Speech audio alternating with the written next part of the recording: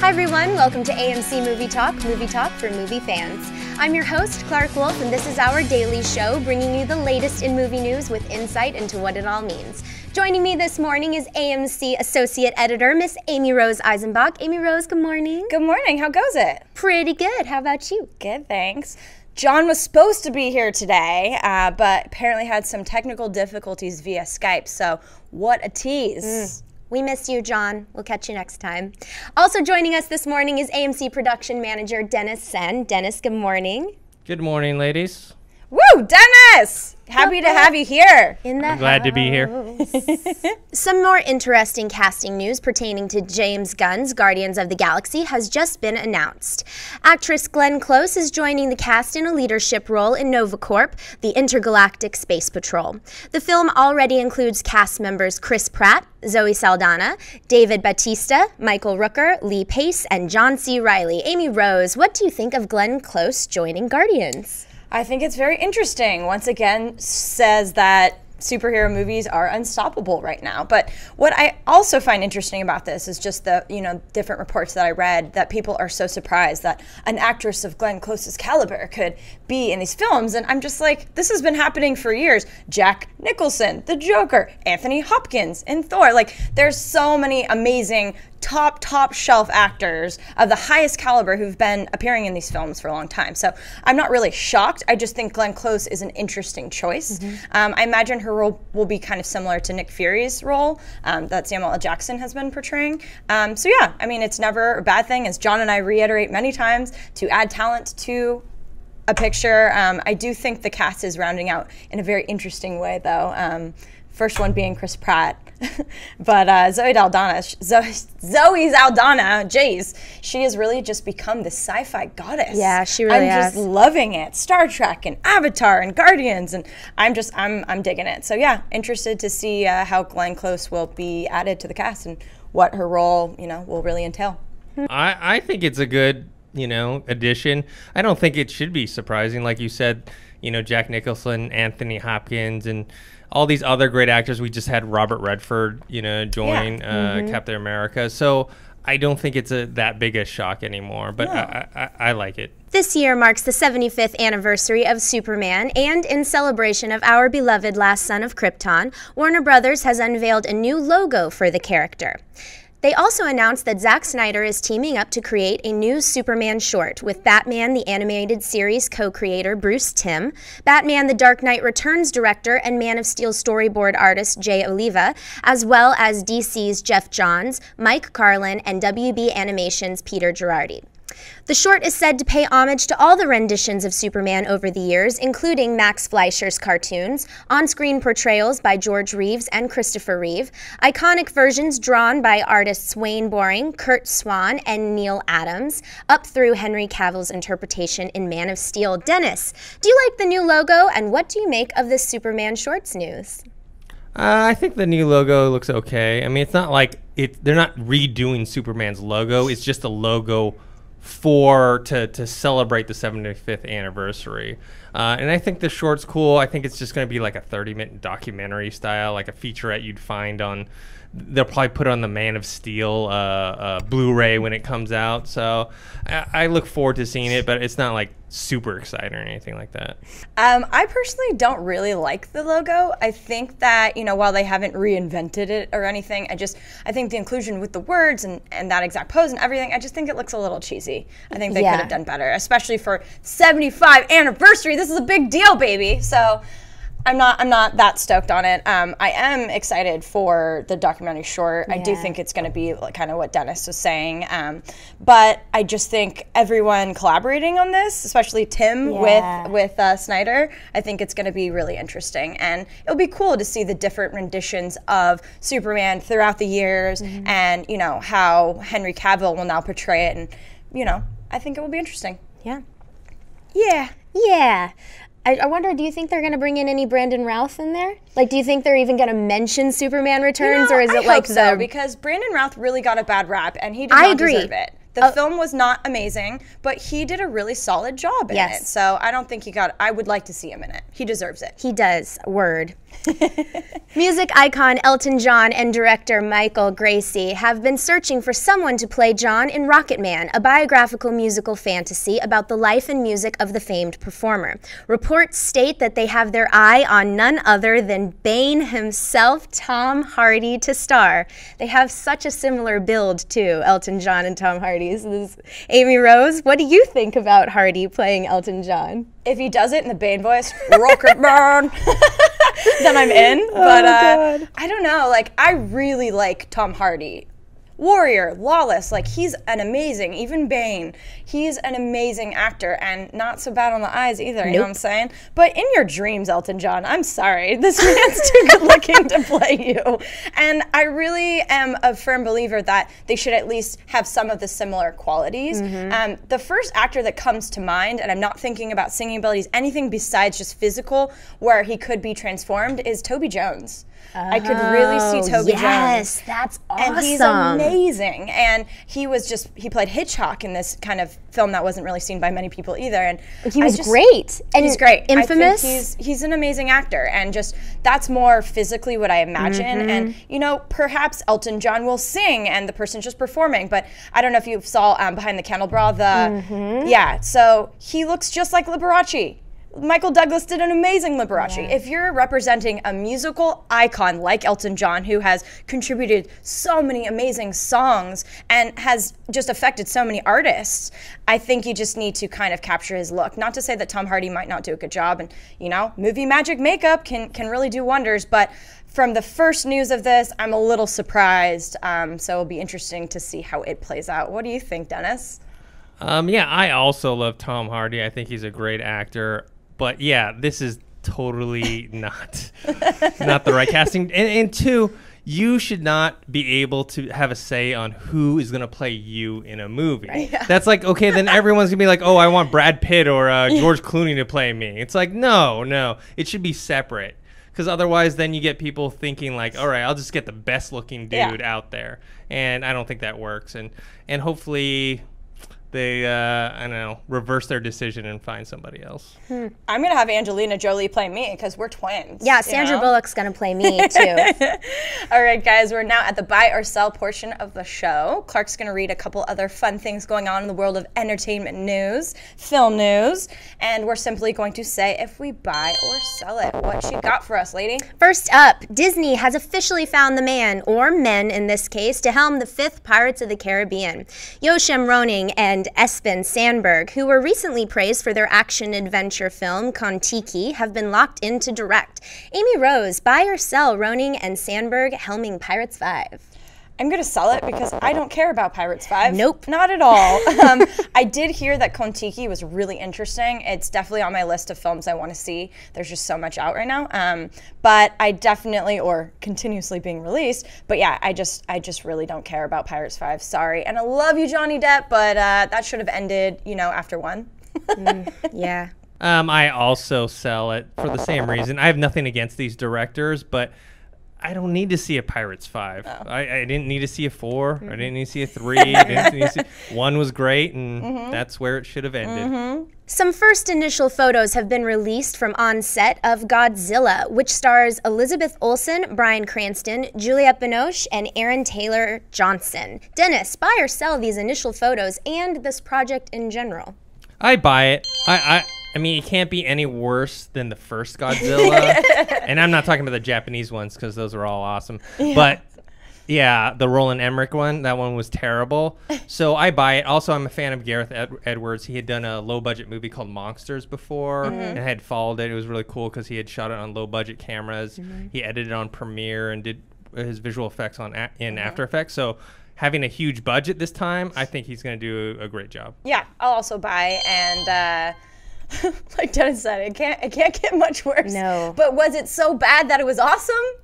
Awesomely bad? Yeah. Mostly awesomely bad. The cast is what originally intrigued me about this one. Elizabeth Olsen is such like the new indie darling. She's so good and so dynamic. She's definitely the Olsen with talent. Whoops. And then Bryan Cranston, Juliette Binoche. I haven't seen her since Chocolat with Johnny Depp, and I loved that movie. And of course, Kick-Ass himself. So I think everything looks good, and I like the smoke monster like image that we see. It's cool. Not to be confused with Lost. No, never. It's being reported that Johnny Depp may be walking away from the Boston gangster biopic Black Mass, where he was set to play Whitey Bulger.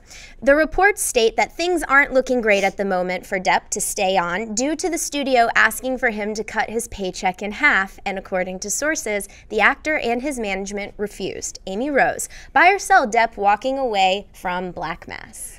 I'm going to sell this because I was really looking forward to seeing it. I want Johnny Depp to go back to those roles. Not to say that him portraying Tonto in The Lone Ranger isn't going to be good. You know, I think that movie could be a fun time. But Pirates, Tonto, all of these where he's been just having these crazy physical transformations. And I want to see him go back to the Donnie Brasco, the Ed Woods, the Benny and Junes, where he's more internalizing these crazy characters and just showing the depth and magic that he has to bring to the big screen. So I'm bummed that he's walking away from it. Like actually acting again. Aww. I'm sorry, but no, I don't know. But yeah, and Donnie Brasco, I mean, the gangster pick, he's just so good. I want more of that. Come on, Depp. I'm going to buy it. I mean, while I want to see Johnny Depp play this role as Whitey Bulger, you can't ask someone to take half their paycheck. I mean, maybe take off a little bit off the top to help support the film, but half. The half was $10 million, though. Yeah, but chump still, change. Yeah, that's still a lot of money. I mean, if someone came up to you and said, "Hey, we're going to pay you half of what you get now," I don't think anyone would take it. Well, not on our paychecks, but I might take $250,000. Yeah, I'd take $10 million, but that's just me. Oh, Johnny. A new high-res poster has been released for Maniac. The film stars Elijah Wood as Frank, a man haunted by seedy memories of his promiscuous mother who works in a mannequin shop by day and stalks and kills women by night. Dennis, buy or sell this poster and movie? I buy it. I never saw the original, but I think I like Elijah Wood, and I think this sounds interesting. I'm not really big on horror, but this sounds kind of more like a thriller, realistic slasher type of thing. So yeah, I'll buy it. 2 enthusiastic thumbs up. I buy it. I really, really want to see Maniac. This played for a very short time at CineFamily, and I missed it. And I love Elijah Wood. He was super good and creepy in Sin City. Yeah. So we definitely know he can have that kind of depth and just darkness to him. And everything I've seen about this, like, I do love horror films. They're one of my favorite, especially psychological horror. And this is exactly what it is. I remember seeing an 8-minute clip before, and it was all from his first-person perspective, and you just saw him preying on these women, and it just looks so artistically done. So I'm really looking forward to this movie. Awesome. Cool, guys. Well, I had the chance to speak with Will and Jaden Smith at a spaceport in New Mexico. Definitely a highlight of my career here. And we're going to play a little clip for that. It's for the new movie After Earth, directed by M. Night Shyamalan. And we'll play a little of that. It opens in AMC theaters tomorrow. Check it out. So while the film shows an Earth that has really rejected us in a sense, there's really an underlining sense of hope for humanity banding together. Will you kind of elaborate on that? Yeah, the movie takes place 1,000 years in the future, and humankind has essentially been evicted by Mother Earth. And I just love being able to make a summer blockbuster that's really action, adventure, epic, and all of that candy, but to have ideas about the environment and illuminating some of the mistakes that we're making and what the negative outcome could be. Absolutely. So you're a busy man, producing, starring, writing. Yes. What was it about M. Night Shyamalan's style that you thought he would be the right choice for this? Yeah, it was really cool that Night does is simplicity. Just really totally simple, and how he can make you dig your nails into your seat with just a still shot. And I just thought it would be a really cool blend of that summer action blockbuster feeling, but also, he really focuses on tinier, smaller moments and smaller ideas. What made this sci-fi film so unique is that this Earth 1,000 years, in the future was unlike anything we've seen before. Absolutely, and it kind of brought it back to the beginning, opposed to the futuristic sense that we kind of think it's in the direction. Yep. Kind of interesting. Now, what was great, that was something that Knight was really focused on. Also, the idea. And I don't know if people may or may not notice, but the planet, we essentially tried to repair. What were all the things that we would do differently if we had a new planet? So if you see, there's no guns, there's everything is green. We no longer consume meat, all right, and just what the diet is. There was a huge focus on creating that new world. All right, guys, After Earth, opening in AMC theaters tomorrow. And now we're on to the mailbag section, where we take your user-submitted questions. So what we got, Miss Clark? First up, Corey Odenbright writes, Dear AMC, I was wondering if there were any plans for a sequel to Tron Legacy. I was a huge fan of that movie and thought it was really good. What are your thoughts? I've actually been hearing about this for some time now. I don't think it's crazy in development yet, but I do think that it probably will happen. Kosinski, I know he did Oblivion, which visually people don't argue his methods. I think that Oblivion, a lot of people are like, it was all right. Same with Tron Legacy, it was all right. A lot of people loved it, like you, Corey. But I think it was just visually a lot more beautiful than it was with the plot. So I do think that it might happen, but I don't think that it's going to be anytime soon, and maybe development a little bit. But I have been hearing things that it probably will be happening, and that the cast will probably return as well. Would you want to see it, Dennis? No, I wouldn't want to see it. Yeah, the second one, Tron Legacy, was okay for me. Like you said, it was visually, nice to look at, but story-wise, it just wasn't there for me. Krasinski, he did Oblivion, which I liked a little bit more, but also kind of a similar vibe. I know that the box office receipts were kind of lukewarm. It wasn't like a bomb, but it also wasn't a huge success. And I know Disney wants to try another go at it. So I think there will be a third one. I'm not too excited for it, but I think it's happening. Adam Ridings writes, Hi guys, hope you're well. My question today is on your opinion of possible spin-off comic book horror films. I'm talking about in the future when the comic book film base has expanded and there is room for spin-off films for villains, especially with films like the Dark Knight series taking the superhero down a much darker path than previously. There are some scary characters in DC and Marvel which, if portrayed well, could really strike fear in the audience. Characters like Venom, Carnage, and Scarecrow I think have potential to bring the fear for a horror film. What do you think? Oh yeah, Adam. Oh yeah. Really like this question.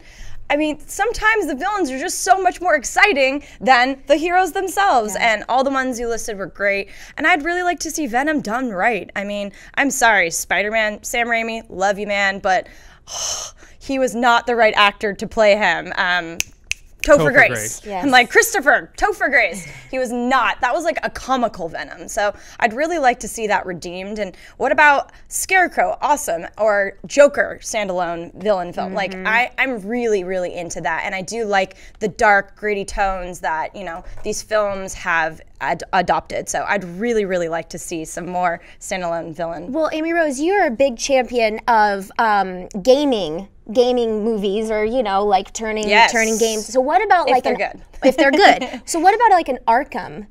Oh, an Arkham movie. I've wanted to see Batman for a long time. Batman Asylum, like a long, long, long time. I think that would be really, really awesome. And I've only been hearing that the Arkham games are getting better and better and better with each installment. So that could be kind of cool. They are great. And Injustice, the last awesome DC one, like it's a really fun, great game too. And while the narrative's not as strong in that as, a Call of Duty or whatever, it's not the same. But you do have your favorite superheroes and villains fighting against each other, so it's pretty awesome. And graphics these days is great, so yeah. Yeah, I would like to see a Venom or a Joker movie. I don't think it's going to happen just because of, the complaints that like parents will throw out. Like, I can't believe, you're making these villains look so great and stuff like that. But I would see them. Definitely Venom was done a horribly in Spider-Man 3. I mean, they basically took the Peter Parker character and turned him into Topher Grace's character Eddie Brock, and then said, okay, that's Venom, which we know from the comic books that's not who he is. I'd see it. I don't think they're going to do it, though. Yeah, and being that we've heard about their slate of all these superhero movies coming, I don't think it's going to happen either. Well, that is it for today, guys. Thank you so much for joining us. I would like to thank the lovely Clark Wolf for hosting today. Thank you so much for having me, Miss Amy Rose. Thank you for being here. The man, the myth, the legend, production manager extraordinaire, Dennis. Thanks for having me on the show. Love you here, Dennis. And we want to thank you guys for joining us. Get in those comments. Let us know what you thought. If you agree, if you disagree, we want to hear from you. Thanks again for joining us. We'll see you tomorrow. Enjoy your day. Mwah.